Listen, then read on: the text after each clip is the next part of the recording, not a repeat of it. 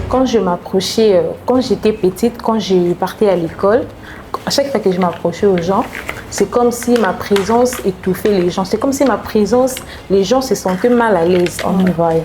Je comprends. Et puis, donc cela me faisait mal. J'en parlais à personne, j'étais là sans rien dire. Et puis là, ça me choquait. Une fois, j'ai pris la décision d'en parler à ma mère, paix à son âme. Ma mère, c'était une femme. À chaque fois que tu as un problème, quand tu essayes de parler avec elle, tu te sens défoulé. Quand j'essayais de parler avec elle, c'est elle qui m'a donné le courage. Elle m'a dit, tu sais, tu es une étoile. Et tu es vraiment une lumière que ce monde a besoin. Donc, laisse les gens dire tout ce qu'ils peuvent dire sur toi. Toi, reste. Déjà, je vais dire, vous êtes beau, vous êtes fort et vous êtes des personnes très puissantes. Arrêtez de croire à ce que les gens disent de vous, que non, vous êtes des personnes incompétentes, vous êtes des personnes incapables. Marchez la tête haute. Ce monde a besoin de notre lumière, nous, les albinos. Être albinos n'est pas du tout un défaut, la différence n'est pas du tout un défaut. Je suis albinos, tu es noir, nous sommes tous des Congolais. On porte tous le même sang, on a tous les sangs rouges. Donc, je suis telle que je suis parce que c'est Dieu qui l'a voulu. Donc, je ne peux pas me négliger parce que je suis albinos, parce que j'ai mes sœurs qui sont noires, j'ai des sœurs noires, j'ai des frères noirs. Mais moi, je suis albinos. Bonsoir à tous et bienvenue dans un nouvel épisode de Facing Life. Aujourd'hui, j'ai l'honneur de recevoir une jeune étudiante passionnée par le monde des médias. Au-delà de ses études, elle porte en elle une histoire, une voix, une force que nous allons tous découvrir. Bonsoir Audrey. Bonsoir Emmanuela. Audrey, pouvez-vous vous présenter en quelques mots? Bonsoir à tous, je suis Audrey Kaninda, étudiante en deuxième licence à l'Université des sciences de formation et de la communication. Présentement là, nous sommes dans une émission qui parle de la vie.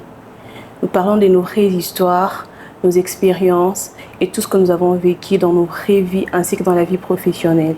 Et ce soir, nous sommes avec toi, afin que tu nous parles de ton histoire. Et je sais que cette histoire ne sera pas facile à rencontrer, mais quand même, ça serait une histoire touchante et puis édifiante. Est-ce que tu peux nous parler de ton enfance? Comment as-tu vécu ton enfance? Merci beaucoup pour la parole. Déjà pour commencer, mon enfance n'a pas toujours été simple.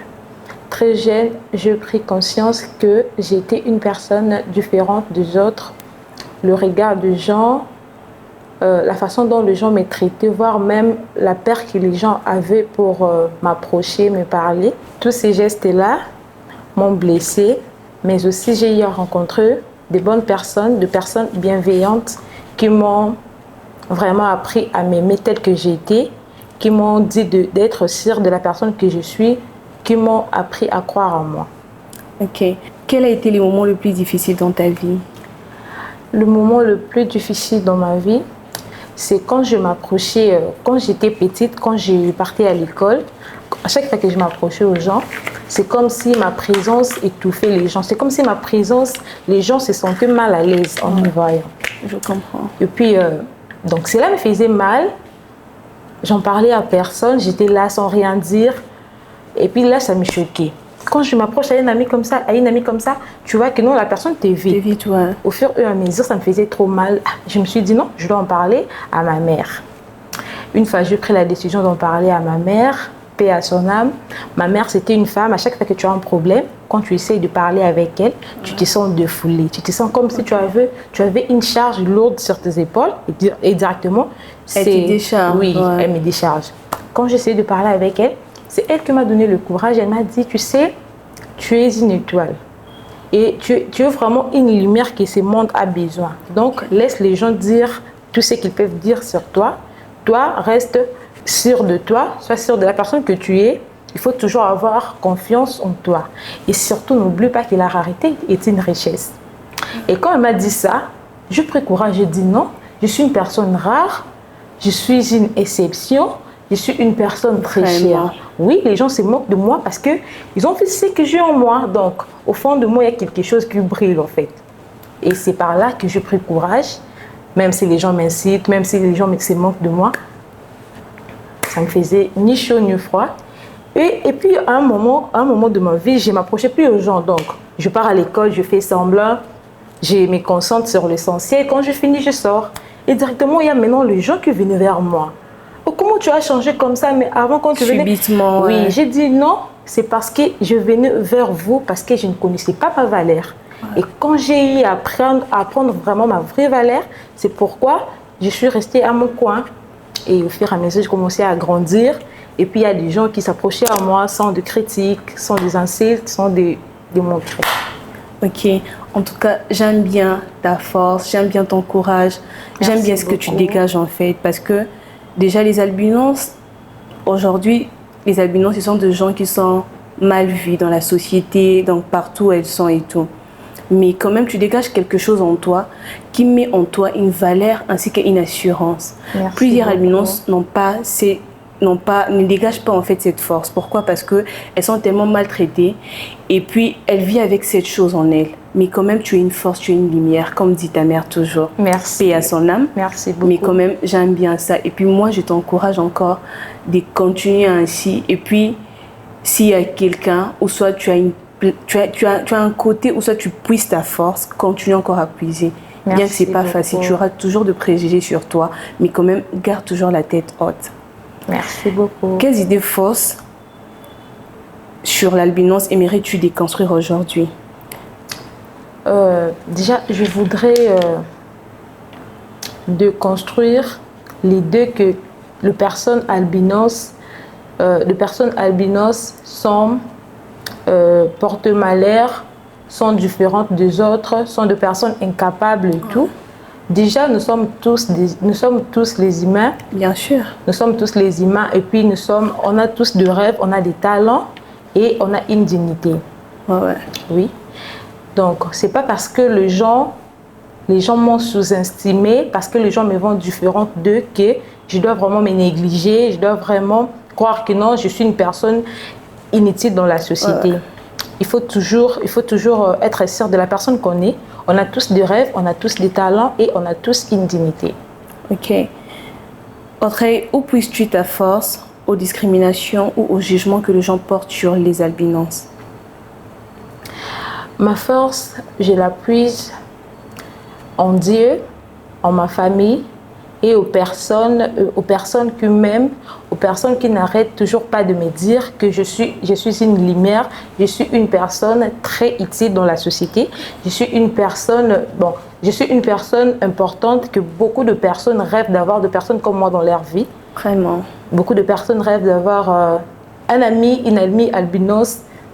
Donc, c'est par là que je puise ma force. Je me dis non, je suis une personne importante. Je ne peux pas me négliger, je ne peux pas me sous-estimer parce que les gens m'ont incité, parce que les gens m'ont critiqué, que je dois me négliger, je dois dire que non, je suis une personne incapable.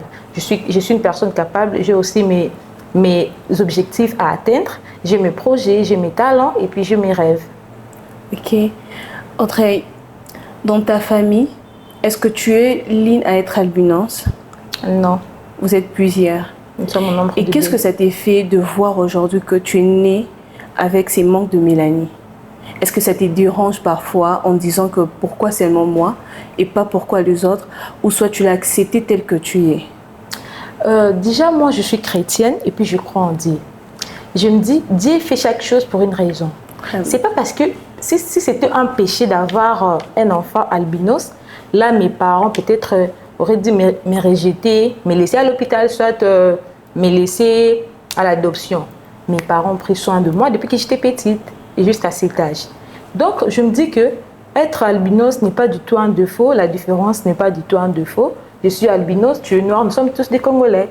On porte tous le même sang, on a tous les sangs rouges. Donc, je suis telle que je suis parce que c'est Dieu qui l'a voulu. Donc, je ne peux pas me négliger parce que je suis albinos, parce que j'ai mes sœurs qui sont noires, j'ai des sœurs noires, j'ai des frères noirs. Mais moi, je suis albinos. On est différents, peut-être de peau, mais on est tous des Congolais, on porte tous le même sang. Voilà. Donc, c'est ça. En tout cas, merci Audrey pour ces témoignages très puissants, très vivants, ainsi que touchants. Je sais que plusieurs personnes qui vont voir cette vidéo seront touchées, plus les albinos. Oui. Surtout pour ces albinos qui ne croient pas en eux, qui n'ont pas cette force que toi tu as, qui n'ont pas ce courage que toi tu as. En regardant cette vidéo, je pense bien que cela va les toucher, va les motiver, enfin, de croire en eux et puis d'avoir une force de se relever, quelles que soient les circonstances, qu'ils ne se minimisent pas, qui ne se retirent pas de la société parce que dans la société, on a aussi besoin de gens comme vous. Et aujourd'hui, tu verras, dans plusieurs domaines, on cherche les albinos. Oui. Pourquoi? Parce qu'aujourd'hui, les gens comprennent que les albinos, ce sont des personnes comme tout le monde. Être une albinos, ce n'est pas une maladie, ce n'est pas un défaut. Plutôt, c'est un manque de mélanie. Et on doit les accepter tels que sont. On ne doit pas les juger, on ne doit pas les critiquer parce que ce sont des êtres humains. Ils portent en eux un cerveau, un cœur. Ils savent réfléchir. Ils sont intelligents. À ce que moi je sache, parce que déjà, Audrey, moi je te fréquente, je sais que tu es une fille très intelligente. Merci tu t'exprimes beaucoup. très bien. Merci. Et puis moi, ça me plaît vraiment. Le fait d'avoir confiance en toi, d'être si courageuse. Et puis tu dégages quelque chose en toi que les autres n'ont pas. Et moi, en tout cas, ça me va vraiment droit au cœur et puis ça me touche en tout cas. Sinon, si tu as quelque chose à dire à tous les albinos qui te regardent. Oui. Tu peux regarder la caméra. Déjà, je vais dire, vous êtes beaux, vous êtes forts et vous êtes de personnes très puissantes. Arrêtez de croire à ce que les gens disent de vous, que non, vous êtes de personnes incompétentes, vous êtes de personnes incapables. Marchez la tête haute. N'oubliez pas que ce monde a besoin de votre lumière. Ce monde a besoin de notre lumière, nous, les albinos. Et n'oubliez pas que la rareté est une richesse. Il faut toujours croire en vous. Peu importe ce que les gens peuvent dire de vous, que cela ne vous décourage pas, marchez la tête haute et puis soyez positif. Y a-t-il une parole, un jugement qu'on t'a adressé qui t'a profondément blessé au point de te faire perdre le goût de la vie? Oui, il y a des fois les gens me disaient genre c'est difficile de prendre les albinos au travail parce que ce sont des personnes qui ne travaillent pas bien, ce sont des personnes qui ont des problèmes de vision et ainsi de suite.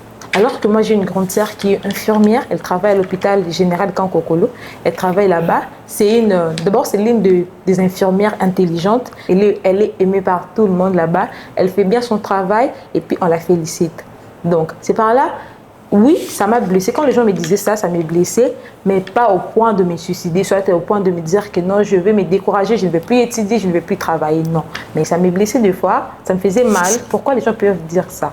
Jusqu'à ce que je vis ma sœur commencer à travailler à l'hôpital général. C'est la plus jeune des infirmières, mais elle est très intelligente et puis elle est aimée par tout le monde. Elle est vraiment une infirmière très serviable.